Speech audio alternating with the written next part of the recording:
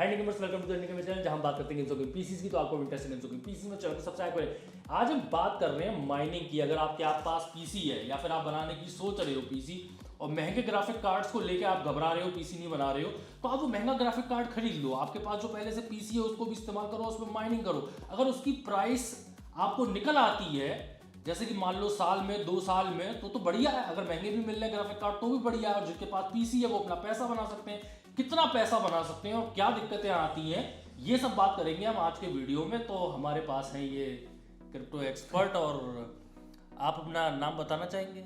जी एक सेकंड रुक जाइए। आपका जो भी नाम होगा वो बेकार से ही होगा, राजेश, दिनेश, सुरेश जैसा। तो मैं आपको नया नाम देना चाहूंगा। मैं नाम देने में बहुत अच्छा हूँ। आपका नाम है क्रिप्टो चीता, ठीक है? ये आपका नाम हो गया, बाकी हमें मतलब नहीं है। ठीक है। मैं आप सीधे मुद्दे पे आ जाता हूँ कि पहले सीधे जवाब दीजिएगा, हाँ या ना में।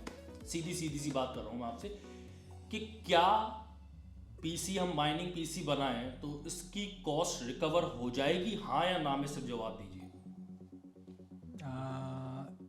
जो करंट ट्रेंड्स हैं, पहले से जो कॉस्ट जैसे इंक्रीमेंट होती हुई आ रही है हमारे कॉइन्स की, तो विद इन अ ईयर आपके जीपीयू की कॉस्ट रिकवर हो जानी चाहिए। जो पीछे के जो ट्रेंड्स दिखाते हैं वो तो यही दिखाते हैं। कितने टाइम में मतलब हो जानी चाहिए? आपका जवाब हाँ, विद इन अ ईयर तो हो ही जानी चाहिए। विद इन अ ईयर हो जाएगी? हाँ, हो जाएगी। ये कितनी पक्की बात है? ये एक्चुअली आप मैं ये सवाल पूछने से पहले जानता हूँ कि फ्लक्चुएट होती है कॉइन की। रिकवर होने को हो सकता है 8 महीने में ही हो जाए अगर प्राइसेस अचानक बढ़ जाए, और अगर गिर जाते हैं तो हो सकता है 1.5 साल या 2 साल लग जाए। लेकिन ये पक्की बात है कि रिकवर हो जाएगी, इसमें कोई डाउट नहीं है। हाँ, रिकवर हो जाएगी, इसमें कोई डाउट नहीं है, क्योंकि पैरामीटर्स जो जिन पे डिपेंड करता है कॉइन की प्रॉफिटेबिलिटी, वो पैरामीटर्स काफ़ी फ्लक्चुएट होते हैं। बट हमने ट्रेंड देखा है इतने सालों में कि जो प्रॉफिटेबल कॉइन्स हैं, इथेरियम हो गया, बिटकॉइन हो गया, इनकी वैल्यू एक तो इंक्रीमेंट होती रहती है विद टाइम। और जो आपका जैसे जो भी आप जीपीयू वगैरह लगाएंगे तो उसकी भी कॉस्ट आपकी recover with in a year हो जानी चाहिए। अच्छा, हाँ। अच्छा, ये वैसे ये चलिए आपने जवाब दे दिया कि हाँ हो जाएगी। अगर ये जानना हो कि कितना टाइम लगेगा, तो इसके लिए कोई मेथड है, कोई फुल प्रूफ मेथड है? हाँ, आप अपने जैसे कोई भी सॉफ्टवेयर माइनिंग का आप अपने कंप्यूटर पे चला के देख सकते हैं कि क्या प्रॉफिटेबिलिटी जनरेट कर रहा है जी। करंट प्राइसेस के अकॉर्डिंग।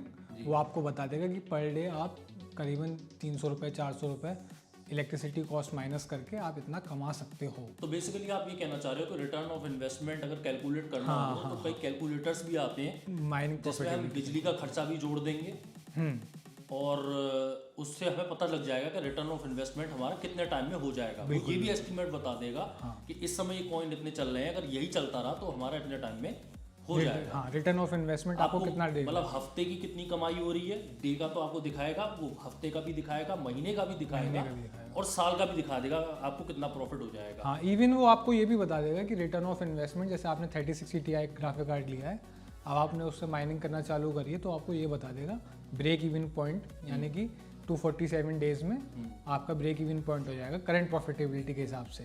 ये पीसी की हमारी कीमत निकल आएगी। हाँ, पूरा ग्राफिक कार्ड की आपकी जीपीयू की कीमत निकल आएगी। अब मतलब जो पीसी है वो मेरा फ्री हो गया है। अगर मैं आज अपना ये हार्डवेयर भी बेच देता हूँ, जैसे 1 साल तो मैंने माइनिंग कर ली और हार्डवेयर बेच देता हूँ, कहता हूँ आधी कीमत पे बेच दिया, तो वो अलग पैसे मिले, वो पूरा प्रॉफिट है आपका है। जैसे मान लो आप मैंने 1 लाख का पीसी बनाया माइनिंग को लेके ही, माइनिंग नहीं पीसी बनाया, उसमें माइनिंग भी कर रहा हूँ मैं, तो मैं वो 1 लाख का पीसी अगर 50,000 में बेचूं तो 50,000 एक्स्ट्रा है। 1 लाख तो मैंने कमाई ली है ब्रेक इवन होने के बाद। तो इसका मतलब तो ये हो गया कि किसी को भी मतलब अगर जब 1 लाख का पीसी हम बना रहे हैं तो प्रॉफिटेबिलिटी हो रही है, तो 20 लाख अगर कोई लगा सकता है तो 20 लाख भी लगा देने चाहिए। तो अगर आप कह रहे हो कि 1 साल में अगर प्रॉफिट हो जाता है, 8 महीने में हो जाता है, मैं 1.5 साल माने ले रहा हूँ, 2 साल माने ले रहा हूँ, तो अगर 20 लाख भी निकल आते हैं और फिर उसके आगे भी जो टर्न होगा उसमें भी 20 लाख निकल आएगा, अगर 1 साल में 20 लाख निकल आते हैं तो उसके अगले साल भी 20 लाख निकल आएंगे, तो फिर क्यों कोई ना 20 लाख रुपए लगाए? बात तो आपकी वैसे सही है। जब आपका जीपीयू की रिकवरी हो रही है तो आप कह रहे हो मैं 20 जीपीयू क्यों नहीं लगा लूँ, 20 की भी कीमत निकल आएगी। एक्चुअली इसमें क्या है ना, मैंने आपको पहले बताया, पैरामीटर्स जो हैं जो बहुत फ्लक्चुएट होते हैं, ये वोलेटाइल हैं। इसमें कई चीज़ों पर डिपेंडेंसी है, जैसे कि आपकी कॉइन की कीमत बढ़ती रहे, क्योंकि सालों साल हमने जो ट्रेंड देखा उसमें कॉइन की कीमत बढ़ती रहती है। फिर फ्लक्चुएशन आती है कि कितने लोग ज्वाइन कर रहे हैं नेटवर्क को। जो ट्रेंड है अब, जैसे आज जो पहले में नेटवर्क डिफ़िकल्टी थी बिटकॉइन की, वो बहुत कम हुआ करती थी। आज जो नेटवर्क डिफ़िकल्टी है बिटकॉइन की वो बहुत ज़्यादा है, क्योंकि बहुत लोगों ने ज्वाइन कर लिया है। तो जो शेयर जो बढ़ता था बिटकॉइन का रिवॉर्ड, वो अब बहुत कम लोगों को मिल पाता है। तो अगर आप 20 लाख रुपए आज लगाते हैं तो चांसेस तो हैं कि वो भी आपके ब्रेक इवन रेट मतलब आपको मिल जाएगा। ये हमारे कन्वर्सेशन में ये डाउट कहाँ से दिखाई दे रहा है, ये सर्टिनिटी क्यों नहीं है? मैं मतलब 20 लाख में लगाना चाहता हूँ, मैं जब कमाई लूँगा 1 साल में तो फिर मैं क्यों ना लगाऊँ? और गेम भी सेफ है। अगर मान लो आप कह रहे हो कि मैं 1 साल में वो 20 लाख रुपए रिकवर कर लूँगा, तो मैं तो आपको 6 महीने ही मान लेता हूँ कि आप 6 महीने ही पैसे कमवा दो मेरे को, बाकी तो मेरी जो हार्डवेयर की कीमत है वो मैं मान ले रहा हूँ कि दोबारा बेच लूँगा तो वो पैसा वापस आ गया, जो मैंने लगाया था वो सारा सेफ है। प्रॉफिटेबिलिटी की तो मैं बात ही नहीं कर रहा। ये सर्टिनिटी क्यों नहीं है हमारे कन्वर्सेशन में कि हाँ एग्जैक्टली ऐसा ही है? एक्चुअली इसका टेक्निकल सा रीज़न है थोड़ा। जैसे कि अभी जो हम मोस्ट प्रॉफिटेबल कॉइन है जो हम माइन करते हैं GPU से, वो है इथीरियम। और इथीरियम काफ़ी टाइम से इथीरियम 2.0 पे अपडेट करना चाह रहा है। तो लेकिन उसको भी डिले होते हुए बहुत टाइम हो गया है। वो लोगों ने बहुत पहले से प्लान करते हुए आ रहे हैं कि हम अब इथीरियम 2.0 पे जाएंगे, अब जाएंगे।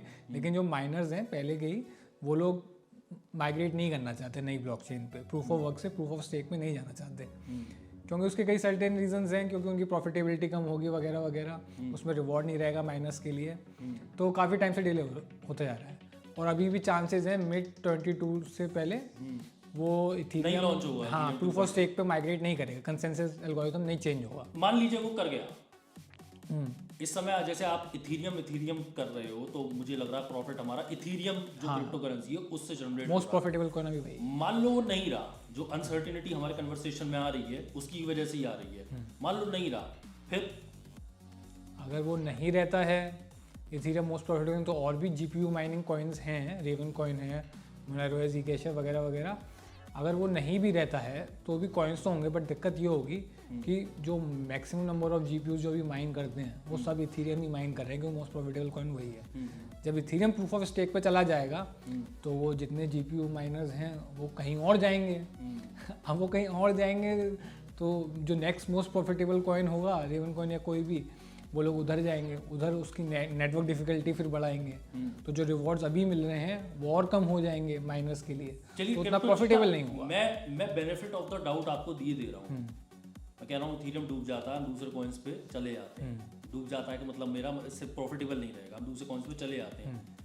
तो मैं अपनी जो मतलब लिमिटेड दिमाग है मेरा, उसके हिसाब से कैलकुलेट कर रहा हूँ कि आपका 1 साल में जो प्रॉफिट्स निकल रहे थे वो 2 साल में निकल आएंगे। हाँ, वैसे देखिए मैं आपको बताऊं, मतलब मैं ये आपसे जवाब चाह रहा हूँ, आप 3 साल भी ले लो मेरे से, लेकिन क्या मैं इसमें पैसे लगाऊंगा तो डूब तो नहीं जाएंगे 20 लाख, मेरे रिकवर हो जाएंगे। अगर 3 साल में भी हो जाते हैं तो कम से कम ये तो मैं मान सकता हूँ कि मेरे 20 लाख डूबे नहीं है, उन्हें समय लगेगा वापस आने में। मतलब बुरी सी बुरी कंडीशन में भी, ये मैं वो बात कर रहा हूँ, वापस आ जाएंगे। मैं 3 साल का टाइम दे रहा हूँ आपको, 20 लाख मेरे वापस आ। मैं आपकी बात समझ गया। मैं आपको एक सिंपल सा एग्जांपल देता हूँ। ये सारी तो स्पेकुलेशन पे बेस्ड होता है। पहले प्राइसेस जो हैं जो हम लगाते हैं सारी स्पेकुलेशन पे। जैसे आप कोई भी कंपनी का स्टॉक खरीदते हो, आप कहते हो कि हाँ आज ये कंपनी इस जगह पे खड़ी है। मैं कह सकता हूँ कि जैसे रिलायंस है, हम कह सकते हैं कि भाई फ्यूचर में जाके इसका फ्यूचर बहुत ब्राइट है कंपनी के, क्योंकि ये डिफरेंट टेक्नोलॉजीज में इन्वेस्ट कर रही है और आने वाली और हम पास्ट भी देख रहे हैं, इसके पैसे बढ़ते जा रहे हैं स्टॉक के। और हम पास्ट में भी देख चुके हैं कि परफॉर्मेंस बहुत अच्छी रही है, रिलायंस के स्टॉक की स्टेबल है। तो हम उस बेसिस पे कहते हैं कि हाँ भाई फ्यूचर में भी इसका ब्राइट है इस कंपनी का। सिमिलरली क्रिप्टो कॉइन्स जो मोस्ट प्रॉफिटेबल कॉइन है, बिटकॉइन, इथेरियम वगैरह, हम लोग पास्ट देखते हैं और फिर फ्यूचर प्रिडिक्ट करते हैं कि ये टेक्नोलॉजी आने वाली फ्यूचर का है और इसमें लोग इन्वेस्ट करेंगे, कर तो रहे ही हैं पीछे की देख के, और नए लोग भी जुड़ेंगे इस टेक्नोलॉजी के साथ। तो उस बेसिस पे हम लोग कहते हैं कि हाँ भाई बिटकॉइन में प्रॉफिटेबिलिटी है, इसको माइन करना चाहिए। आज भले इसकी ये वैल्यू है, ये और ज़्यादा होगी आने वाले फ्यूचर में। तो और करंट प्राइस के हिसाब से भी हम लोग ये प्रिडिक्ट कर सकते हैं कि विद इन अ ईयर आपने जो हार्डवेयर माइनिंग के लिए लगाया है वो कॉस्ट रिकवर कर जाएगी। आपकी बातों से बड़ी पॉजिटिविटी आ रही है, ठीक है। ये थोड़ा सर्टिनिटी मेरी बढ़ती चली जा रही है। जो अनसर्टेन था, ये अनसर्टिनिटी मेरे दिमाग में कई और चीज़ों को भी लेके है। जैसे कि मैं तब तक नहीं मानता सर्टेन चीज़ को जब तक पैसा मेरे अकाउंट में ना आ जाए, जो सीधी सी बात है। सारी टेक्नोलॉजी, माइनिंग, सब कुछ अच्छा है, लेकिन जब तक मुझे वो पैसे अपने अकाउंट में नहीं दिखाई देते हैं तब तक मुझे बिलीव कर पाना थोड़ा सा मुश्किल होता है। और मुझे वो चाहिए वीकली, मंथली, इस तरह से बेसिस पे, तो मैं ज़्यादा यकीन कर पाऊंगा। चाहे 100 रुपये भी आए तो वो आ जाते हैं तो मेरा यकीन पक्का होने लगता है। खैर मेरी अनसर्टिनिटी तो मेरी कई चीज़ों की वजह से है, लेकिन एक बात तो पक्की है, ये जो बात कर रहे थे उन लोगों के लिए भी कर रहे हैं जो 20 लाख रुपए का माइनिंग सेटअप बनाना चाह रहे हैं। ये बात हम उन लोगों के लिए भी कर रहे हैं जो 1 लाख का अपना पीसी बना रहे हैं और उस पर माइनिंग कर रहे लगेंगे। उन्हें तो सॉफ्टवेयर ही माइनर डाउनलोड करना है और उन्हें कर लेने लगना है। अगर उनका खत्म भी हो जाता है तो भी उनका गेमिंग पीसी तो वैसा ही है भी। वो तो अपना यूज कर ही रहे हैं, मतलब वो तो नुकसान में नहीं है। बल्कि माइनिंग ना करके वो नुकसान कर रहे हैं अपना, जो पैसे बन सकते थे उनके। एक अंदाजा, एक नंबर चाहिए, मैं आपसे बाद में और डिटेल में ले लूंगा इससे। एक मान लीजिए 3060 Ti वाला सिस्टम है, तो वो वीकली, मंथली या सालाना कितने पैसे बना देगा अंदाजा? जैसे आप कह रहे हो कि वो जो पूरी प्राइस है उस 3060 Ti वाले पीसी की रिकवर हो जाएगी, तो मैं उसी को डिवाइड कर लूँ मंथ्स में, तो इतने मंथ में पैसे निकल आएंगे। अंदाजे बता सकते हैं मंथ में कितने निकलेंगे? जी मैं बता सकता हूँ। आप जो भी माइनिंग करना चाहता है, प्रॉफिटेबिलिटी देखना चाहता है कि मेरा जो हार्डवेयर मैं यूज़ कर रहा हूँ, अगर उससे मैं आज अपना माइनिंग करने लगा तो कितना टाइम लगेगा मुझे पूरे जीपीयू की अपनी कीमत निकालने में। तो आपको कुछ नहीं करना है, कोई भी प्रॉफिटेबल गूगल पे सर्च करिए माइनिंग प्रॉफिटेबिलिटी कैलकुलेटर, वो आपको ले जाएगा। कोई भी जो लिंक आए उस पर आप क्लिक करिए, अपना हार्डवेयर चूज़ करिए, वो बता देगा कितना मेगा हैश निकाल सकता है आपका, और वो आपको ब्रेक इवन पॉइंट बता देगा कि 247 डेज लगेंगे करंट प्रॉफिटेबिलिटी के हिसाब से आज जो कीमत होगी। मतलब मैं पीसी खरीदने से पहले, बनाने से भी पहले, माइन करने से भी पहले, फ्री में जाके पहले ये रिसर्च कर लूँ, इतनी छोटी सी माइनिंग कैलकुलेटर, मुझे मंथ का कितना पैसा मिल जाएगा, ये सीधे जाके कर लूँ। हाँ, ये आप देख सकते हैं। तो एक तरह से हम ये तो कह सकते हैं कि जो लोगों को फिलहाल पीसी है तो वो तो माइनिंग कर ही ले, प्रॉफिट तो पक्का ही है उनका। ये तो और कहीं तो सर्टेन है कि आपके पास अगर गेमिंग पीसी बना हुआ है और आप जब गेम नहीं खेलते हैं, उसको बंद करने से तो अच्छा है कि आप उसके में अगर प्रॉफिट कमाना चाहते हैं तो आप उसको माइनिंग के लिए लगा दो। मुझे कोई इसमें कोई ऐसा गलत चीज़ तो नहीं दिखाई दे रही है। अगर पीसी है मेरे पास पर्सनल अपना, एक सिंपल पीसी है मेरा गेमिंग के लिए, 3060 Ti और वगैरह वगैरह CPU पे, तो उस पर पीसी माइनिंग ना करना, मुझे कोई माइनिंग करना कोई नुकसान नहीं दिखाई देता है मुझे उस पर। बल्कि आजकल तो करंट ट्रेंड ही यही है कि जो भी जितने भी अमेरिका वगैरह में जितने भी गेमिंग स्टूडियोज वगैरह हैं, वो सारे अपने फ्री टाइम में क्रिप्टो माइनिंग चालू करके रखते हैं, इसीलिए क्योंकि प्रॉफिट जनरेट होता है। वो तो ना करें तो वो पैसा अपना डुबो रहे हैं, एक तरह से खर्च ही कर रहे हैं, तो पैसा उनके पास आ ही जाएगा। वो कॉस्ट आपकी जीपी हार्डवेयर की निकल ही आती है विद इन, और उसके बाद तो आपका प्रॉफिट जनरेट होता है। हाँ नहीं, वो तो खरीद चुके हैं, वो तो अपना गेमिंग, जैसे गेमिंग कैफे का आपने, तो वो तो खरीद चुके हैं, वो तो अपना कैफे से अपना बिजनेस करके वो कमा ही रहे हैं। लेकिन जब रात में कोई कैफे पे गेमिंग करने नहीं आ रहा है तो उन्होंने उस टाइम पे वो माइनिंग शुरू कर दी, तो वो तो प्रॉफिट वो छोड़ रहे थे अपना 12 घंटे का, अगर उनका कैफे बंद रहता है तो उन्हें करनी चाहिए एग्जैक्टली। जब प्रॉफिट जनरेट हो रहा है। मुझे आप एक बात बताओ, ये तो चलो मेरे पॉजिटिविटी आ रही है, थोड़ी सर्टेनिटी आ रही है मुझे आप एक बात बताओ कि बिगनियर जो है वो घबरा क्यों रहा है? क्यों नहीं कर रहा कोई? जैसे कोई किसी का पीसी है तो वो माइनिंग क्यों नहीं कर रहा है?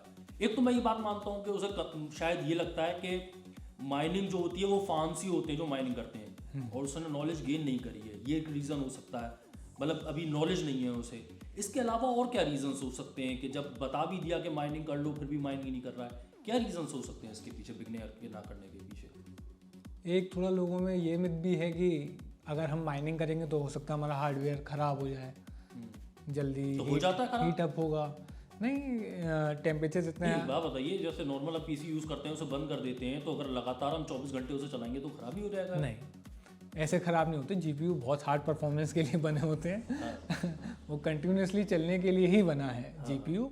और वो सिंपल सी वही वाली बात, अगर आप 8 मंथ्स में अपनी कॉस्ट ब्रेक इवन कर ले रहे हो, 8 मंथ्स ईयर मान लो, सही बात, तो फिर आपको डर किस बात? वारंटी में भी है।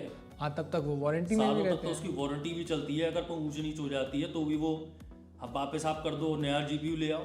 और जिन लोगों को पता है माइनिंग के बारे में, वो खराब ही नहीं होता, वो जानते हैं कि भाई ये इतना प्रॉफिटेबल है, इसीलिए एनवीडिया को लाइट हैश रेट कार्ड्स निकालने पड़े। अपनी RTX 30 सीरीज़ के जितने भी नए न्यू कार्ड्स आए उस सब में उन्होंने LHR कार्ड्स हैं, वो माइनिंग स्पेसिफिकली बने हैं कि वो गेमर्स कर सकते हैं LHR कार्ड्स को। एक्स्ट्रा प्रॉफिटेबिलिटी के लिए? बीट तो खैर हो ही गया वो क्योंकि जब इन्होंने लॉन्च किया था नया फर्स्ट टाइम तो इन्होंने गलती से एक बीटा ड्राइवर रिलीज कर दिया, तो वो तो माइनर्स ने खैर ब्रेक कर ही लिया था। उसके बाद दोबारा इन्होंने अपडेट किया था, उसमें भी NB माइनर एक आता है, वो 70% तक 50% से बढ़ा लेता है हैश रेट। अच्छा, एक और बात पूछना चाहूँगा मैं आपसे, ये तो हार्डवेयर साइड हो गई कि GPU के लेके कि चलो बिगनियर में डर होता है कि मेरा ग्राफिक कार्ड में PC ना खराब हो जाए, मुझे दिमाग ही नहीं मारना। पता चला वो पैसों के चक्कर में 1 लाख का डूब जाए, ऐसा कुछ नहीं होता है। नहीं। आप पैसे ही बनाओगे, कोई दिक्कत की बात नहीं है। ये तो हो गया हार्डवेयर पॉइंट ऑफ व्यू, जो घबराहट होती है बिगनियर के अंदर। अब सॉफ्टवेयर पॉइंट ऑफ व्यू से आ जाते हैं, जो बिगनियर के अंदर घबराहट होती है, कौन सा माइनर यूज़ करें, क्या है ये वॉलेट शॉलेट, क्या है ये मैं कहाँ बेचूँ जाके, और ये क्या पैसे जो माइनिंग हो रही है वो क्या मेरे बैंक अकाउंट में पैसे जोड़ रहे हैं, ये सब हो क्या रहा है, बड़े कन्फ्यूजन्स हैं। ये शायद इसको फाइंड आउट करना कि कौन सा सॉफ्टवेयर पैसे कैसे आएंगे, ये भी बिगनियर को ज़्यादा फाइंड आउट करना पड़ रहा है, इसकी वजह से भी वो दूर है। एग्जैक्ट उसे तरीका नहीं पता मैं पैसे कैसे लूँ अपने अकाउंट में। हाँ, लैक ऑफ नॉलेज तो ये थोड़ा इग्नोरेंस जब आदमी में थोड़ा वो होता है, नॉलेज नहीं होती है इतनी, तो फिर आदमी घबराते हैं, अजीब अजीब से क्वेश्चंस आते हैं दिमाग में। लेकिन सिंपल सी बात यही है, जैसे हम लोगों ने कहा कि आप अभी माइनिंग स्टार्ट भी नहीं करिए, आप माइनिंग प्रॉफिटेबिलिटी कैलकुलेटर पे जाओ, आपके पास जो भी हार्डवेयर है आप अपना सिलेक्ट करो और देखो ये क्या दिखा रहा है कि इतनी इलेक्ट्रिसिटी कॉस्ट है मेरी। जैसे ये अपने हमारे यहाँ जैसे 7 रुपीज़ किलोवाट पर यूनिट चलती है इलेक्ट्रिसिटी कॉस्ट, तो अपनी इलेक्ट्रिसिटी कॉस्ट माइनस करके देखो कितना पर डे रिटर्न मतलब जनरेट करेगा ये प्रॉफिटेबल करंट प्रॉफिट के हिसाब कॉइन की कीमत के हिसाब से आप जज कर सकते हो कितना टाइम लगेगा। और दूसरी बात जो रहेगी, जैसे लोग घबराते हैं ख़राब होने, तो आपने टेम्परेचर्स मॉनिटर भी कर सकते हो। सॉफ्टवेयर दिखाता है कि आपका GPU किस टेम्परेचर पे रन कर रहा है।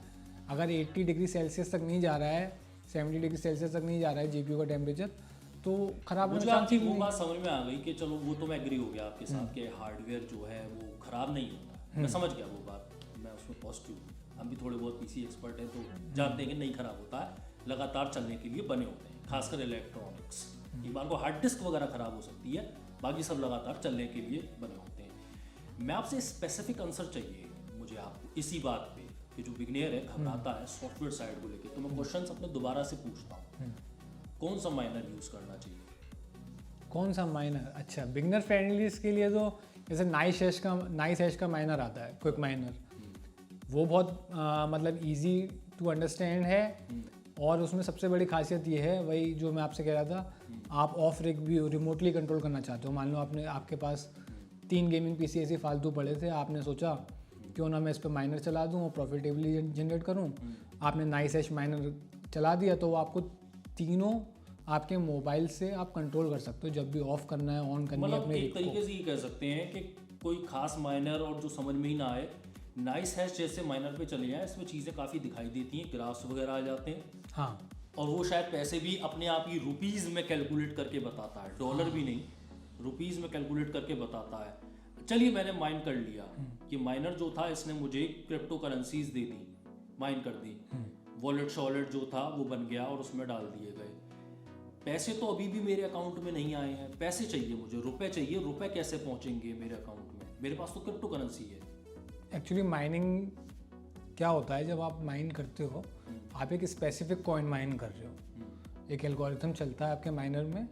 जैसे हम लोग माइन करना चाह रहे हैं मोस्ट प्रॉफिटेबल कॉइन, अब GPU माइनिंग के लिए इथीरियम है, GPU से माइन करने पे, तो हम लोग इथीरियम माइन करेंगे, हमारे को ईथर मिलेगा। ईथर का अभी जो करंट रेट है उसको कन्वर्ट करके नाइस हैश माइनर क्या करता है, आपको बिटकॉइन देता है सिर्फ, तो वो आपको कन्वर्ट करके आपको बिटकॉइन मिल जाएंगे उसके आपके वॉलेट में। फिर वो बिटकॉइन को आपको एक्सचेंज पे ले जाना पड़ेगा, ट्रांसफ़र करना पड़ेगा। एक्सचेंज पे ले जाने के बाद, एक्सचेंज का नाम भी बता दीजिए। एक्सचेंज जैसे वजीर एक्स हो गया, आपका कोई भी चॉइस का, बाइनेंस हो गया, अच्छा, हाँ, जो भी जिस पे भी आपका अकाउंट है, KYC पूरा कंप्लीट है, आपका पूरा अकाउंट है, वहाँ पे आपने अपनी क्रिप्टो को ट्रांसफ़र कर लिया, जो आपने क्रिप्टो इकट्ठी करी माइन करके, उसके बाद वहाँ पे उनको सेल कर दिया P2P एक्सचेंज को लेके एक और डाउट, ये तो मेरे को क्लियर हो गया, मेरे पैसे भी आ गए, मेरा हार्डवेयर भी खराब नहीं हुआ, माइनर भी पता चल गया, एक्सचेंजेस पता चल गए। एक और डर होता है कि क्या मुझे जैसे थोड़ा बहुत वही 20 लाख वाले सेटअप की बात कर रहा हूँ, मैंने एक नंबर ले लिया है 20 लाख का माइनिंग का सेटअप, तो क्या मुझे इसकी बिजली का भी इंतज़ाम करना पड़ेगा कि 3 फेज़ और वगैरह वगैरह चेंज करना पड़ेगा मुझे अपना घर का फेज़? ये तो कॉम्प्लिकेटेड मैटर हो गया ना आपका। तो मैं तब भी समझ रहा था कि मुझे हार्डवेयर खरीदना है, माइनर सेट करना, माइनिंग होने लगेगी, लेकिन यहाँ तो मुझे बिजलियाँ बदलनी पड़ रही हैं, गवर्नमेंट से डील करना पड़ रहा है, सरकारी दफ्तर जाना पड़ रहा है। नहीं, वो तो क्या ऐसा होता है ना, single phase connection 5 to 7 kilowatt तक लोड ले सकता है आपका, कोई प्रॉब्लम होती नहीं है। तो वो तो आपको देखना पड़ेगा, जैसे कि अगर आपके घर में एक साथ आपने 3 AC भी चला दिए 2-2 टन के, और फिर आप माइनिंग करने आए, माइनिंग भी आप जैसे 15-20 GPUs लगा दिए आपने, 2 किलोवाट वो ले गए आपका, तो आप 7 का थ्रेशोल्ड जो है वो पार कर रहे हो, तो आपको चाहिए। अदरवाइज नॉर्मली लोग जो घर पे होते हैं वो ज़्यादा। आपकी बात कोई, वैसे तो आपने ज़्यादातर बता ही दिया है एग्जाम्पल दे के, लेकिन कई घर होते हैं जिसमें 3-3 AC नहीं चलते हैं। एक साथ तो कौन चलाता है? एक चलाएंगे आप, या ज़्यादा 2 चलाएंगे। एक AC करीबन अगर 2 टन वाला है, 1.5 से 2 टन वाला है, वो 2 किलोवाट खींच लेता है अगर उसको फुल पावर पे आप चलाओगे तो। पौन टन वाले भी होते हैं, वो 1 किलोवाट शुरू में खींचते हैं, बाद में एक बार को 400 वाट तक आ जाते हैं। अगर कंटिन्यूसली चल रहा है तो एक तरह से वो लोड कम डालने लगेगा। तो आप ये कहना चाह रहे हो कि अगर 20 लाख का मैंने माइनिंग का सेटअप लगाया और मेरे घर पे खास लोड नहीं है, मतलब बड़े लोड जैसे AC हो गया, यही बड़ा लोड होता है बेसिकली, या माइक्रोवेव होता है, माइक्रोवेव कोई रनिंग लोड नहीं है, उसलिए उसको कैलकुलेट नहीं करते हैं, और वो इन्वर्टर पे नहीं, इसीलिए इन्वर्टर पे नहीं होता है, रनिंग लोड नहीं है, तो वो भी 1-1.5 किलोवाट ले लेता है, तो लगातार चलने वाली चीज़ें नहीं होती हैं। तो एक तरह से अगर एक 20 लाख का सेटअप है तो उसे 1 फेज पे चलाया जा सकता है, आराम से चलाया जा सकता है। मेरे ख्याल से वो 20 लाख का सेटअप मैं 3 किलोवाट ले रहा हूँ, आप 2 किलोवाट कह रहे हो, मैं 3 किलोवाट ले रहा हूँ। अगर 3 किलोवाट तक ले रहा है तो इतना ठीक है, क्योंकि 2 AC भी ले जाते हैं। अगर 1.5 टन के 2 AC चला दिए तो आपका 4 किलोवाट तो ऐसे ही पहुँच गया।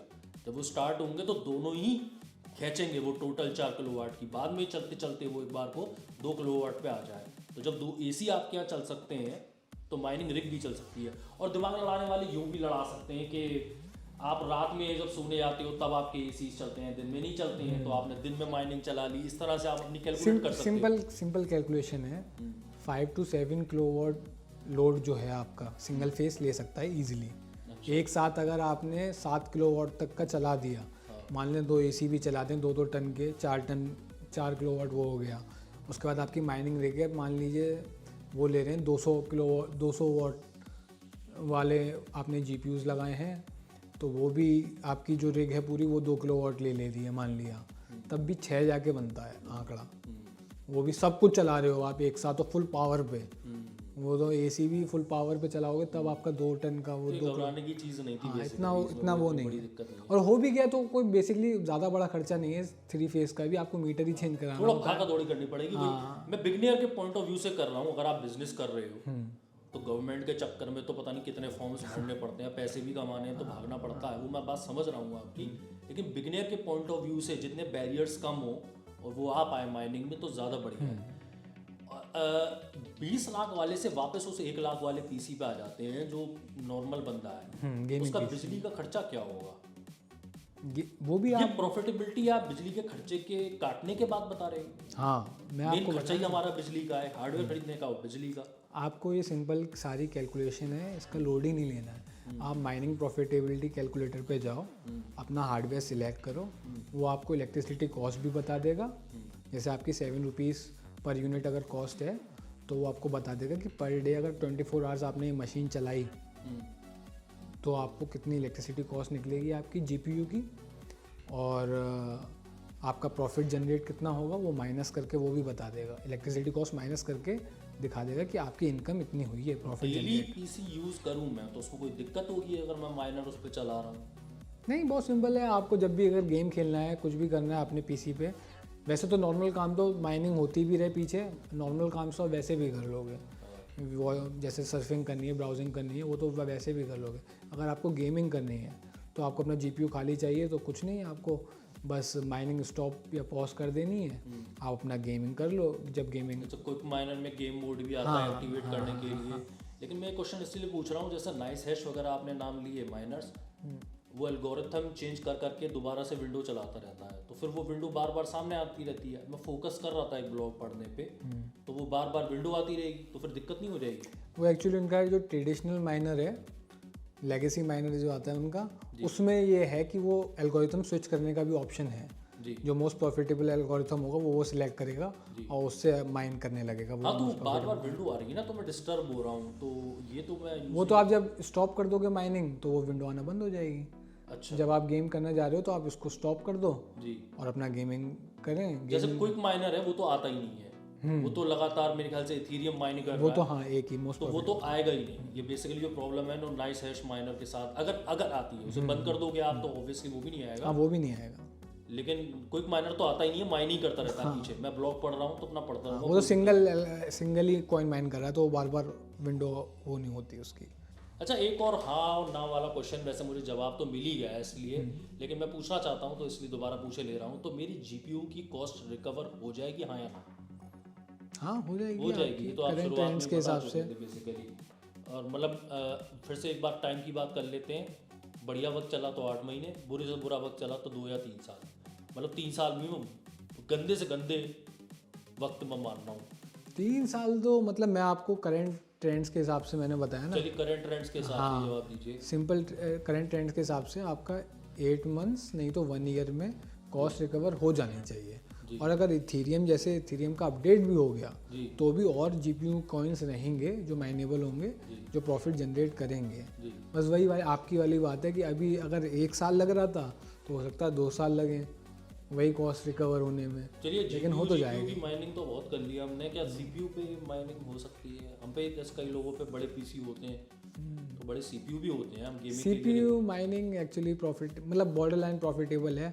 अगर आप जैसे मान के चलो आपके पास अगर हार्डवेयर एक अच्छा RX 5950X लगा रहे हो आप, जो बहुत महंगा है, वो बहुत ताकतवर है। मैंने उस पर माइन करने की कोशिश करी है। हाँ जी, ये इतना ताकतवर आप सीपीयू अगर उस पर भी माइन कर रहे हो तो भी आप प्रॉफिटेबल जनरेट कर पाओगे करंट मतलब रेट्स के हिसाब से 20 to 30 रुपीज़ पर डे, मैं 20 माने ले रहा हूँ।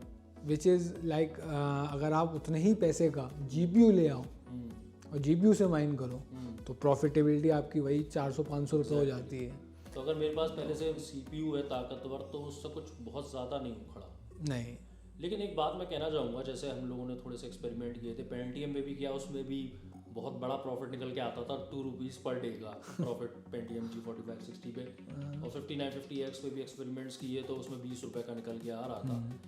लेकिन मैं इसको एक और तरीके से भी देखता हूँ कि हम तो प्रॉफिट जब करते हैं तो आज की बात करते हैं, जो रेट चल रहा है कि आज ही का प्रॉफिट बताओ।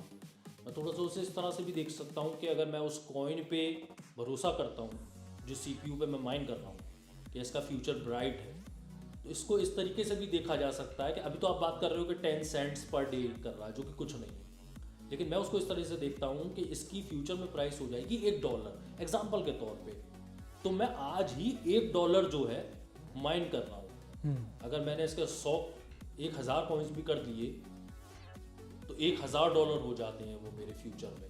मतलब एक एग्जाम्पल सही है, वैसे थोड़ी हाइपोथेटिकल बात है कि फ्यूचर में किसने क्या देखा है सही, लेकिन मैं फिर भी माइंड की जो है उस पर अगर टेक्नोलॉजी में बिलीव करता हूँ तो बेनिफिशियल है। बेनिफिशियल तो है क्योंकि मैं आपको बताया ना, अब देखिए थोड़ी स्पेकुलेशन कहाँ आती है, मतलब पूरा स्पेकुलेटिव ही है वैसे तो, बट आज ऐसे है जैसे कि अब 2010 में आपने बिटकॉइन ले लिया होता है, माइन कर लिया होता तो बिटकॉइन रिवॉर्ड भी बहुत ज़्यादा था, 50 बिटकॉइन मिल जाते थे। अगर आप वो संभाल के रखे होते आज तक तो आज के हिसाब से आप बेच पाते जी, जो प्राइसेस हैं जी, 2010 के बचा के रखे हैं आपने अपना और आप बेच रहे हो। सिमिलरली आज आप जो बिटकॉइन माइन करोगे आपने उसको बेचा ही नहीं, 10 साल बाद उसकी कीमत बहुत ज़्यादा हो गई तब जाके आप बेचोगे तो ज़्यादा प्रॉफिट जनरेट करोगे। अच्छा, इस समय हमने जो है क्रिप्टो करेंसीज के ज़्यादा नाम नहीं लिए हैं हम लोगों ने, और इथेरियम की बात चली है थोड़ी बहुत जो चली है, बिटकॉइन माइनिंग की बात नहीं हुई, क्यों? बिटकॉइन एक्चुअली अब थोड़ा गेम बहुत बड़ा हो गया है बिटकॉइन का, वहाँ आ गए हैं कमर्शियल प्लेयर्स काफ़ी बड़े बड़े। अब वो क्या एसिक माइनर बेसिकली एसिक माइनिंग होती है बिटकॉइन में, जीपीयू माइनिंग, जीपीयू वर्सेस एसिक में सिंपल सा फंडा यही है, एसिक प्योर बना है सिर्फ माइनिंग के लिए, कैलकुलेट करने की। जीपीयू से तो आप गेमिंग भी कर सकते हो और डिफरेंट कंप्यूटेशंस कर सकते हो, वीडियो एडिटिंग, वो सिंपल कंप्यूटेशन बहुत सारे कर सकते हो। लेकिन जो एसिक है वो सिर्फ माइनिंग के लिए ही बना है, एप्लीकेशन स्पेसिफिक इंटीग्रेटेड इसलिए सर्किट। हम जैसे जो रोजमर्रा वाले जो सेफ गेम खेलना चाहते हैं, बिगिनियर्स हैं, तो उन लोगों को बिटकॉइन और एसिक की बात नहीं करनी है। हाँ, आप लोगों को जैसे सिंपल सी बात है, अभी तो हम लोग ये बात कर रहे हैं कि किसी के पास अगर गेमिंग पीसी बना हुआ है, उसके पास हार्डवेयर है भी जी, और वो गेमिंग अगर नहीं कर रहा है, उस टाइम पे अगर वो चाहे तो प्रॉफिट जनरेट कर सकता है अपने हार्डवेयर से या नहीं।